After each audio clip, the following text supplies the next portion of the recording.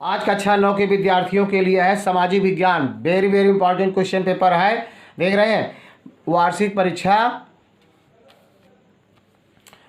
परीक्षा सामाजिक विज्ञान देख रहे हैं ना। कक्षा 9 पूर्णांक 70, समय 2.5 घंटा। बाजारू पेपर है, बहुत से विद्यालयों में पहुंचा है। बहुत डिमांड थी सामाजिक इसका पेपर कि सर जल्दी डालिए, इसलिए बहुत जल्द आप सबके लिए सामाजिक विज्ञान का पेपर डाला जा रहा है। सीधे अपने क्वेश्चन पर आते हैं और पहले वीडियो 1-2 बार देखना, बाद में लाइक सब्सक्राइब करना। जब आपको समझ में आए कि पेपर दमदार है, आपके विद्यालय में आ सकता है या इस क्वेश्चन पेपर से कुछ लाभ मिल सकते हैं, तब आप लाइक करना, सब्सक्राइब करना, शेयर करना। वीडियो को स्किप मत करना, पूरा देखना। सीधे अपने क्वेश्चन पर आते हैं।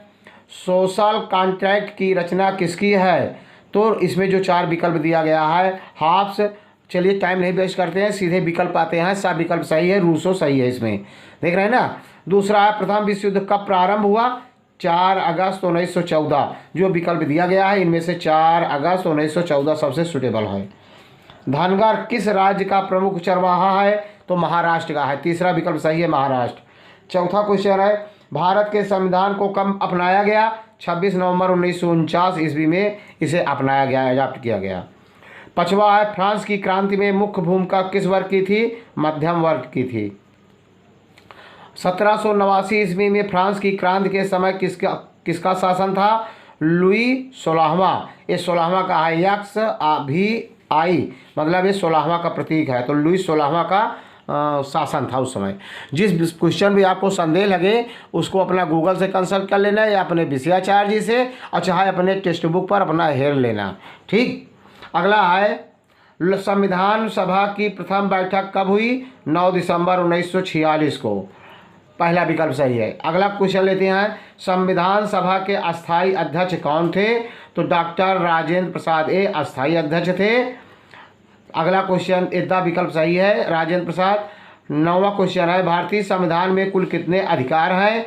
तो पहले कुल अधिकार थे 7, जिसमें संपत्ति का अधिकार भी था, लेकिन अब वर्तमान में संपत्ति का अधिकार हटा दिया गया, तो अब कुल कितने अधिकार बचे हैं? 6। 10वां क्वेश्चन लेते हैं भारतीय संविधान में प्रारूप समिति के अध्यक्ष कौन थे? तो डॉक्टर भीमराव अंबेडकर, मतलब भीमराव अंबेडकर प्रारूप समिति के अध्यक्ष थे। जब 5 व्यक्तियों का प्रारूप बनाया गया था कि आपके दिशा निर्देश में बनाया जाएगा, तो उन 5 व्यक्तियों में डॉक्टर भीमराव अंबेडकर उसके अध्यक्ष बनाए गए थे।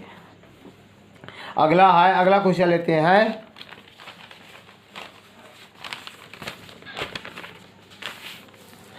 क्वेश्चन नंबर 11 है कर्क रेखा किस राज्य से नहीं गुजरती है? तो कर्क रेखा उड़ीसा राज्य से नहीं गुजरती है। ग्रीष्मावकाश में आप यदि करवत्ती जाना चाहते हैं तो किस केंद्र शासित क्षेत्र से जाएंगे? पांडिचेरी। कौन सा? पहला विकल्प सही, पांडिचेरी। पूर्वी घाट का सर्वोच्च शिखर कौन है? तो पूर्वी घाट का सर्वोच्च शिखर महेंद्रगिरी पर्वत है। बा विकल्प सही है। अगला है बुलर झील निम्नलिखित में से किस राज्य में स्थित है? जम्मू कश्मीर में स्थित है। द विकल्प सही है। अगला है नर्मदा नदी का उद्गम कहाँ से है? अमरकंटक से है इसका उद्गम।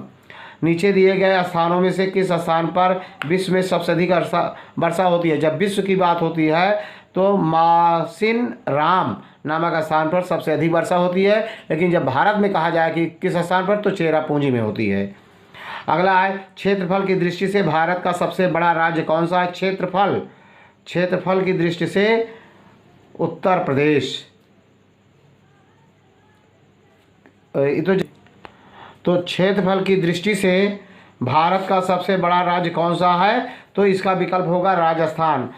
क्षेत्रफल में राजस्थान है, ध्यान देना। सब विकल्प सही है।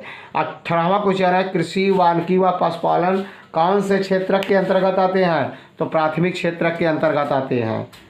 अगला है नगरीय क्षेत्रों में प्रति व्यक्ति प्रतिदिन कितनी कैलोरी स्वीकृत है? तो नगरीय क्षेत्रों में 2100 कैलोरी प्रति व्यक्ति प्रतिदिन निर्धारित है, लेकिन ग्रामीण में होता तो 2400 होता। 20वां क्वेश्चन है अंतिम बहुविकल्पी का बंगाल में भयानक अकाल कब पड़ा था? तो 1943 ईस्वी में बंगाल में भयानक अकाल पड़ा था। लॉन्ग आंसर टाइप क्वेश्चन है फ्रांस की क्रांति के कारण लिखिए। तो यदि आपके पास सामाजिक विज्ञान का किताब होगा देख रहे हैं ना, यदि आपके फ्रांस की क्रांति के कारण, तो आप 19 और 20 पृष्ठ पे देखेंगे, 19 और 20 पृष्ठ पे आपको मिल जाएगा किताब में। आप किताब में देखेंगे ये फ्रांस में क्रांति की शुरुआत किन परिस्थितियों में हुई, पूरा इतना हेडिंग डालेंगे। फ्रांस में आर्थिक सब इतना लिखेंगे, पूरा छोड़ेंगे नहीं, क्वेश्चन पूरा इतना आगे है। देख रहे हैं ना, पूरा यहाँ से पूरा लिखना है आपको यहाँ तक। तो 19 और 20 पृष्ठ पर आपकी किताब में होगा।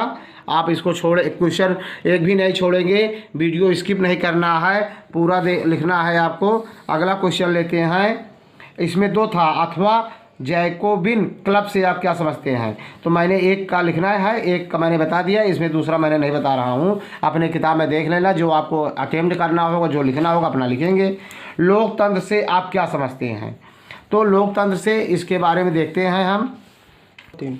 एक क्वेश्चन है कि लोकतंत्र से आप क्या समझते हैं, अर्थात लोकतंत्र क्या है। तो पूरा लोकतंत्र का अर्थ लिखेंगे, यहाँ तक डालेंगे, फिर परिभाषाएं आप दे देंगे लोकतंत्र के, ठीक है। ये पूरा परिभाषा दिखाई दे रहा होगा आपको। तो लोकतंत्र से आप क्या समझते हैं, आपका इस तरह से 205 और 206 पृष्ठ पर आपकी किताब में है। आप इसको लिख सकते हैं 205 से 206 में।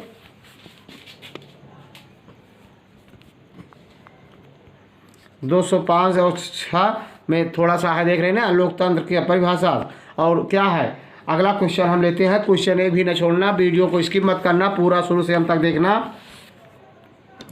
आगे है, अगला क्वेश्चन है तीसरा, कौन से लोग खाद्य सुरक्षा से अधिक ग्रस्त हो सकते हैं। अथवा है कि सार्वजनिक वितरण प्रणाली क्या है। सार्वजनिक वितरण प्रणाली क्या है। आप अपने किताब में 334 और 335 पृष्ठ पे देखेंगे, तो इसका आंसर आपको मिल जाएगा। 334 पृष्ठ पे देखते हैं,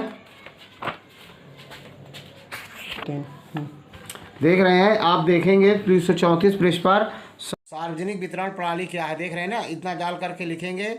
फिर अगला पृष्ठ पर 335 पृष्ठ पे आप देखेंगे, यहाँ से दिखाई दे रहा है ना आपको, ये पूरा लिखेंगे, यही है सार्वजनिक वितरण प्रणाली क्या है। और इसमें क्या था, सार्वजनिक वितरण प्रणाली क्या है, इतने आपको लिखना है बस केवल।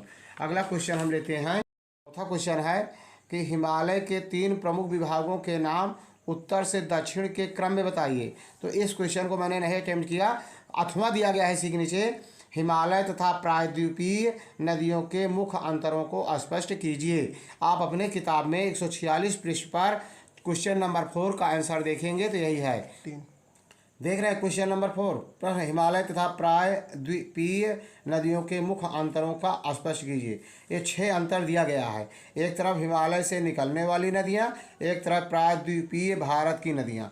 6 विवरण दिया गया है, दोनों का अंतर देख रहे हैं। आपको पूरा लिखना है, वीडियो को स्किप नहीं करना है, एक भी क्वेश्चन नहीं छोड़ना है। अगला क्वेश्चन हम लेते हैं। इसमें है वर्णनात्मक प्रश्न, लगभग 150 शब्दों में आपको लिखना है। रूस की क्रांति के कारणों की विवेचना कीजिए। मतलब रूस में जो क्रांति हुई, कौन कारण था। 32 और 33 पृष्ठ पर अपने यहाँ देखेंगे, देख रहे हैं, रूसी क्रांति के कारण। अब इसमें ऐसे लिखते आएंगे, ये पूरा क्वेश्चन है, देख रहे हैं, यहाँ से दिखाई दे रहा है। हेडिंग डालेंगे आर्थिक कारण, नंबर 3 पे हेडिंग डालेंगे क्रांतिकारियों की तैयारियां, रूस की निर्धनता, साम्यवादी विचारधारा का प्रभाव। हेडिंग 40,000, फिर उसके बारे में कुछ लिखेंगे। प्रथम विश्व युद्ध, 7वां है सन 1905 की क्रांति का प्रभाव, 8वां है मजदूरों में असंतोष, 9वां है असामाजिक कारण, 10वां है जार की दमनकारी नीति। देख रहे हैं, पूरा यहाँ तक लिखेंगे, तब आपको पूरा नंबर मिलेगा। अगला क्वेश्चन लेते हैं। क्वेश्चन नंबर 6 है, भारत के संविधान की विशेषताओं का वर्णन कीजिए। और अथवा करके है एक क्वेश्चन और है, समाजवाद की व्याख्या कीजिए। 2 में से एक करना है, तो हम इसी को बता रहे हैं, भारत के संविधान की विशेषताओं का वर्णन। आप अपने किताब में देखेंगे 237 पृष्ठ पर क्वेश्चन नंबर 4 आपको आंसर मिल जाएगा। देख रहे हैं ना, भारत के संविधान की प्रमुख विशेषताओं का वर्णन कीजिए।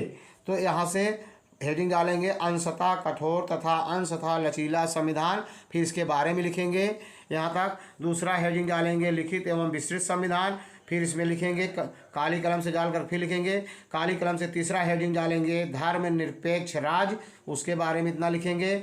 फिर चौथा है इकहरी नागरिकता, इसके बारे में लिखेंगे। पांचवा है संसदीय शासन प्रणाली, फिर इसके बारे में लिखेंगे। छठवां है संयुक्त चुनाव प्रणाली तथा वयस्क के मताधिकार, फिर इसके बारे में लिखेंगे पूरा का पूरा। अगला क्वेश्चन लेते हैं। सातवां क्वेश्चन है जलवायु किसे कहते हैं? भारत की जलवायु को प्रभावित करने वाले कारकों का वर्णन कीजिए।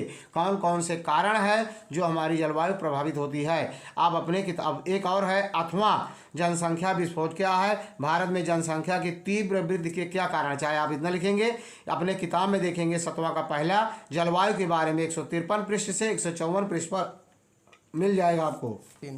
पहला क्वेश्चन था उसमें जलवायु का अर्थ, तो पहले जलवायु का अर्थ हेडिंग डालेंगे, फिर इतना काला से लिखेंगे, फिर इसको नहीं लिखेंगे भारत की जलवायु, पहले इतना केवल। तो जलवायु किसे कहते हैं? भारत की जलवायु को प्रभावित करने वाले कारक, तो यहाँ लिखेंगे भारत की जलवायु को प्रभावित करने वाले कारक। अक्षांश हेडिंग डाल के कुछ लिखेंगे, ऊंचाई, फिर धरातल का प्रभाव, फिर यहाँ लिखेंगे पृष्ठीय पवनें, पूरा इसके बारे में लिखेंगे। समुद्र तट से दूरी का प्रभाव, वायु दाब एवं पवन, पूरा लिखेंगे। फिर जज धाराएं, पूरा यहाँ से यहाँ तक लिखेंगे। अगला क्वेश्चन है,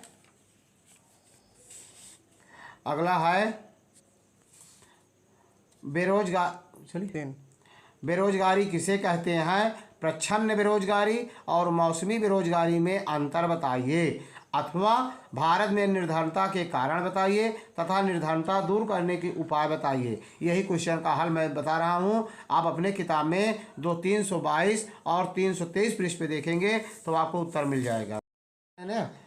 निर्धनता के कारण पहले इतना आप लिखेंगे पूरा, फिर यहाँ से आएंगे निर्धनता के लिखेंगे, और फिर निर्धनता निरोधी उपाय, मतलब इनको दूर करने का उपाय, ये सब हेडिंग डाल के लिखेंगे। आप देख रहे, दिखाई दे रहा है यहाँ से, पूरा एक भी लाइन छोड़ना नहीं है, आपको पूरा याद होना चाहिए। देख रहे हैं ना, पूरा वीडियो को देखना, इसकी मत करना, कोई क्वेश्चन नहीं छोड़ना है, नहीं तो आप श्रेणी से हट जाएंगे। अगला क्वेश्चन लेते हैं, मानचित्र का है, मानचित्र संबंधी प्रश्न है। निम्नलिखित स्थानों को भारत के मानचित्र में दर्शाइए। पहले पेंसिल से अपने कॉपी में भारत का मानचित्र बना लेंगे। नंबर 1 लखनऊ, नर्मदा नदी और बुलर झील, इनको दिखाना है आपको मानचित्र में। चौथा है अरावली पर्वत, पर्वतों में अरावली पर्वत, तारापुर परमाणु केंद्र, ताजमहल, इनको दिखाना है। 7वां है लाल किला, आनंद भवन और संसद भवन, और 10वां है राष्ट्रपति भवन को दिखाना है आपको अपने मानचित्र में।